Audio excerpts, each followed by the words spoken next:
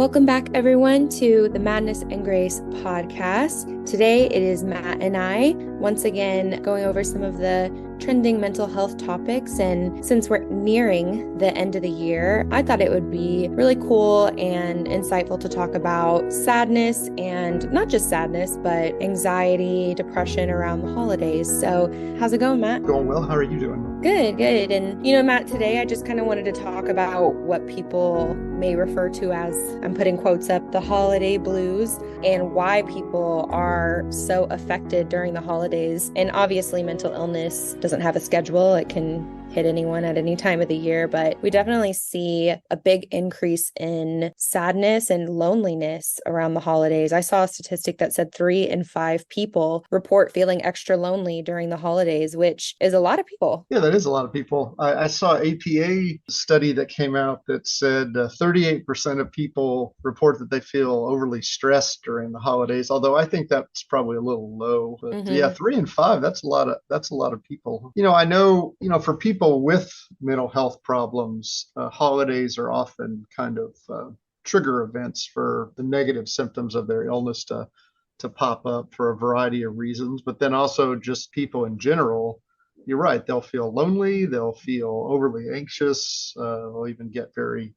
very down. And there's a variety of reasons. I think there's kind of different subgroups of people, but it's unfortunate because holidays are supposed to be times where we celebrate events, sometimes religious events, sometimes historical events, and also times we're supposed to spend with our families to enjoy them. And unfortunately, for a lot of people, they aren't good times. You just kind of mentioned a few of the common triggers. I was going to ask you, what are the main stressors that contribute to this kind of lonely feeling? And I know, there's like obvious ones like financial stress, how am I going to provide for my family during this time? But what are some of the most common triggers that you would say besides shopping and religious events? Right. Yeah, it depends on the group because there are different constituencies. So first, like the people that we deal with here at the Hope and Healing Center that come to us that have mental health problems, the holidays can be a very stressful time, a very difficult time because it alters their regular daily routine. And so they get into a routine that's very, helpful for them and calming. And then holidays can, even when we enjoy them, can be very chaotic. You're thrown together with a lot of different people. You're eating different kinds of foods. You may have to travel or people travel to you. So there's a lot of change in that. And so, change in and of itself can be very stressing for people that have mental health problems. For people that don't have mental health problems, there's all kinds of things going on at holidays. I mean, let alone the fact that our daily activities change, but we're thrown together with our relatives and friends that we perhaps don't see very often. And we may not see them very often because we may not want to see them very often. And so, we are put together with people and, then we discuss topics and bring up old problems and old wounds are opened. And so that can be very difficult because people feel like, well, I need to be with my family, even though I don't get along with my family. And so you get a lot of that. And then, like you said, there's financial issues. I mean, holidays can be very expensive. It's a very materialistic world. And I think we allow that to kind of draw us off. And really what's important is that we're just with people we care about. And I think that, it's an interesting time. We get so caught up in the tradition and the revelry and the expense and all of that we don't really take time to say, well, what would be an enjoyable holiday for me? What would I like to do? And I think on the lonely side, you do have people that they don't have family. They've lost family. Certainly those who've lost someone, the holidays are a reminder that they're not there at the table. Or they don't have a family that they can go visit. Maybe they live far away. Maybe they're estranged from their family. And so they may spend the holidays alone, literally alone. And so there's a lot of that as well. So it is for a time that's supposed to be so joyous, it's a very difficult time for a lot of people, a lot more people, I think, than we really give it credit for. Even that 3 in 5 people, loneliness doesn't equate mental illness, but right, absolutely. People are still just extra lonely during this time. And I've definitely witnessed some unhealthy coping strategies over the holidays. Particularly I have addiction in my family, and something that can happen is to compensate for all of the holiday stress or anxiety. People are using these unhealthy coping mechanisms like alcohol consumption or, overeating and, other substance abuse as well. So I'm curious to know if you have any coping strategies that are healthy for people instead of kind of resorting to, sure, it's a coping mechanism, but it's not the Right. healthiest. Yeah, I think, alcohol tends to be the worst thing that happens at holidays. It usually Mhm. never goes well. I mean, even if the majority of people there are using alcohol in a non misuse way, Yeah. somebody always overindulges. What I would say is this, that a person really honestly needs to sit down before a holiday ever comes and make a decision or consider or think about what would be an enjoyable holiday for them, not to get caught up into the what people expect of you or what tradition says. Or I remember a family, for instance, just again, this is a little bit outside, it's related, but so I remember a family that I dealt with several years ago that had an older son that was autistic, and so change is very difficult for that. And when I say older son, I mean like in his late 20s, very Mm-hmm. difficult for him. But their family just expected them, their extended family, to travel with him and have him there, and he would always get upset and kind of act out, and it would be a miserable time. Yeah. And I told the mother, I said, why do you do that? Why don't you just have your holiday at home with your Yeah. husband and your son? Wouldn't Mm-hmm. that be better? She goes, oh, that'd be wonderful. I go, well, that's what you should do then. Why? Well, this is what other people expect. Well, what's best for your son? What's best for your immediate family? So I think everybody needs to sit down and say, hey, you know what? Every year our holiday is a disaster, or every year I'm miserable because I go and it reminds me of this. I'd really rather spend, and I'm not saying isolate yourself. That's not what I'm saying. I'm saying I Yeah. would rather spend time with my friends, or I'd rather just spend time with my immediate family, my husband or my wife or whatever. I mean, that's okay. Mm-hmm. I think people need to give themselves permission for that. I think the other thing they need to say is, well, what are the regular triggers that happen every year? There's no reason for me to get into a discussion with, Uncle Joe about that land that we bought together and I lost a bunch of money on it. That's not going to be resolved. I Yeah. have to tell myself that I'm going to go there just to be with my family. I'm not going there to try to fix 20 years worth of problems. And so, Mm-hmm. you have to be honest with yourself about what the issues are. And a lot of times it's not what you do, but it's how you react to what others do. And you have to be the bigger person. Why are you going to spend time with your family? Why are you going to celebrate this holiday? Is it for religious reasons? Well, then that should be your focus. The Yeah. religious reasons. Your focus should not be on, well, I'm going to really get one over on cousin Lulu this year because, last year she called me this and I got the zinger for Yeah. her. I think you have to be honest with yourself. And I think if your holidays are normally a difficult time, you have to do as you just said, and that is, how am I going to cope with that? If normally I'm very lonely or I'm very anxious, what am I going to do to cope with that?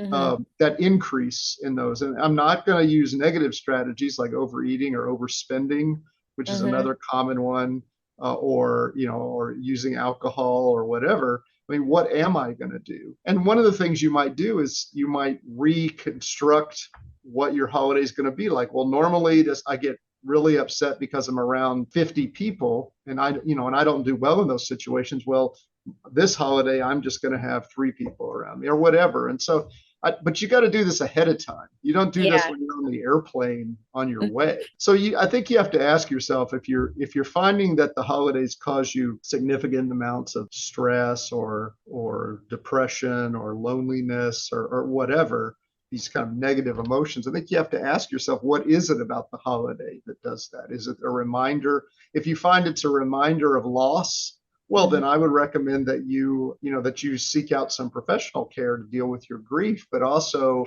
maybe you add into your holiday a remembrance opportunity for that person that you lost. I mean, Yeah. it's all about the strategy that you develop to deal with what's going to happen. And typically, this is not a surprise when this happens.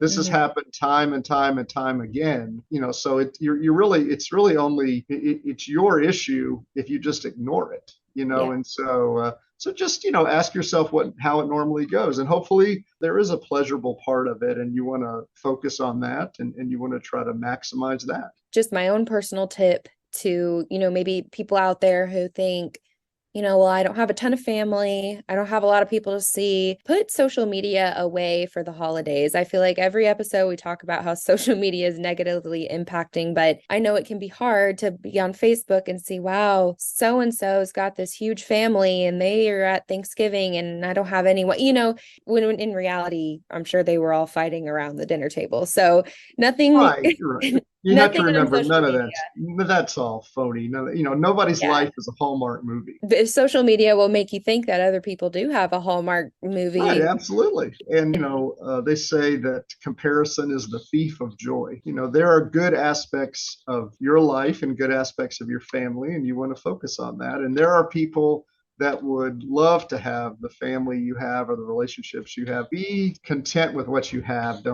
Don't focus on others and miss what you have. And that's my tip. If you can't be on social media without it getting you to a dark spot, put it away for November and Absolutely. December. I That think that's a great suggestion. I think it's a great suggestion to just say, hey, when I'm with my family, at a minimum, I'm going to put the phone away. I'm going to turn my phone off, put it in another room so I can actually be present with my family. Another thing I would say, sometimes it's not being with family, it's the length of time you're with family. hmm I mean, it's one thing to go have a meal together. It's another thing to spend 3, 4 days together. So if what you do is, as you're evaluating your previous holiday experiences, if you find that, we all were getting along great at first, but by the third day it was a disaster, Yeah. shorten your stay. I mean, they sound like kind of goofy little things, but if you plan accordingly ahead of time, you can make your holiday experience really a wonderful experience.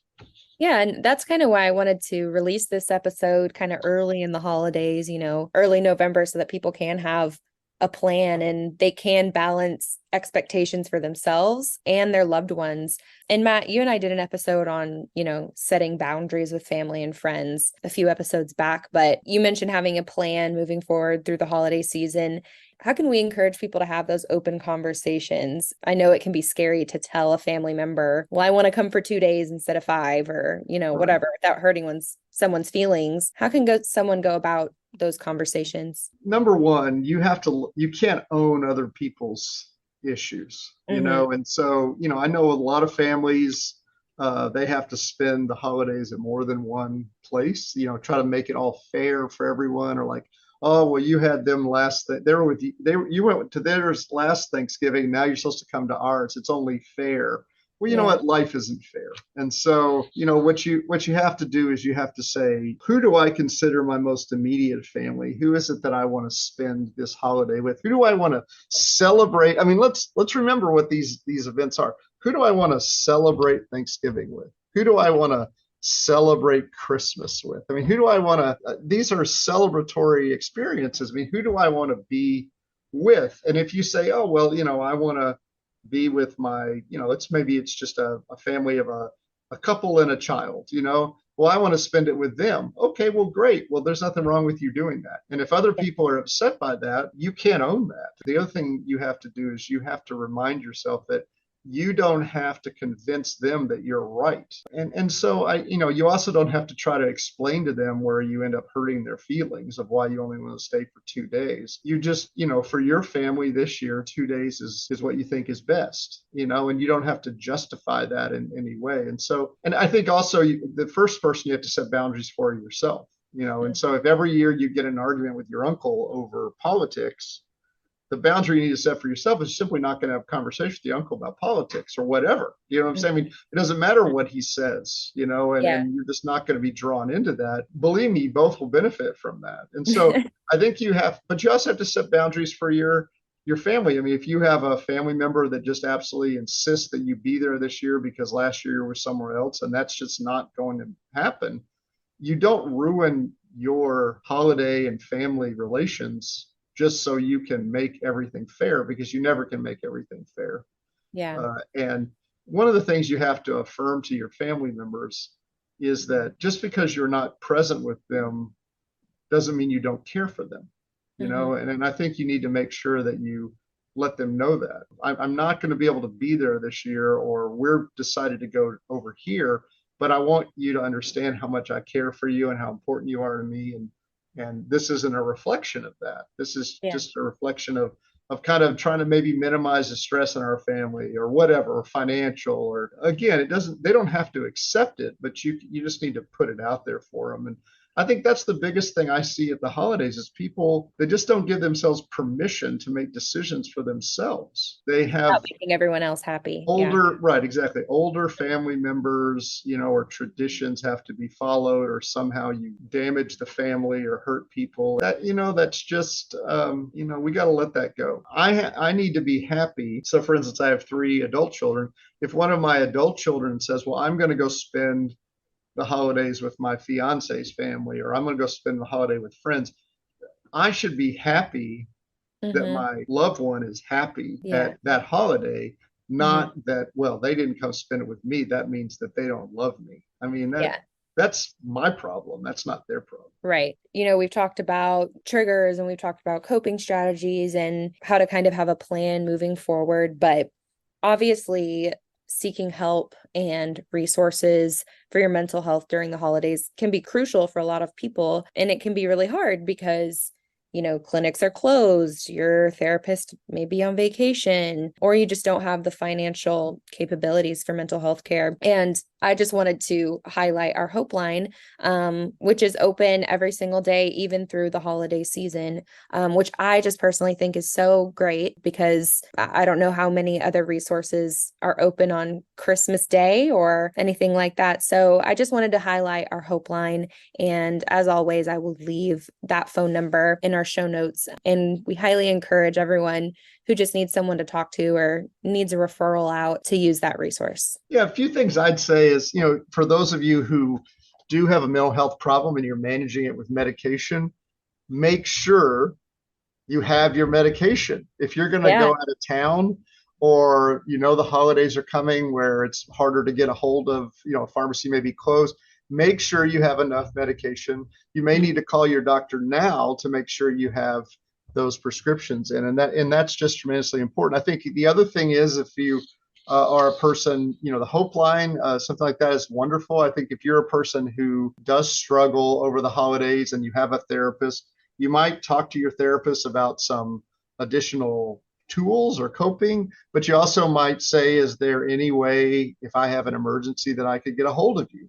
Mm-hmm. Because sometimes just knowing that you have that available is very reassuring Mm-hmm. to you. And I think another thing is, for those of us who maybe don't have a mental health problem, and there are certain struggles, I think it's not a bad idea to have a conversation with another loved one about how you want to deal with this year. I mean, a trusted loved one, like, Yeah. hey, maybe your brother, hey, we're not going to go and hang out at, grandpa's house this year because it always really makes the kids wild, and it always ends up being, so we're just going to have it Thanksgiving or whatever, just for our family. What do you think about that? What do you think if we did that?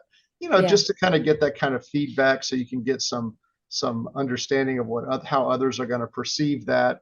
Sometimes that's helpful to kind of know, as opposed to just kind of drop a bomb on them, like, oh, by the way, Yeah. we're not coming, kind of a Mhm. thing. So, I think, like we've said this whole time here, I think it's all about preparation. And if what's been done in the past always ends up bad, and you always come out of it not feeling well, it's going to happen again if you don't Mhm. do anything.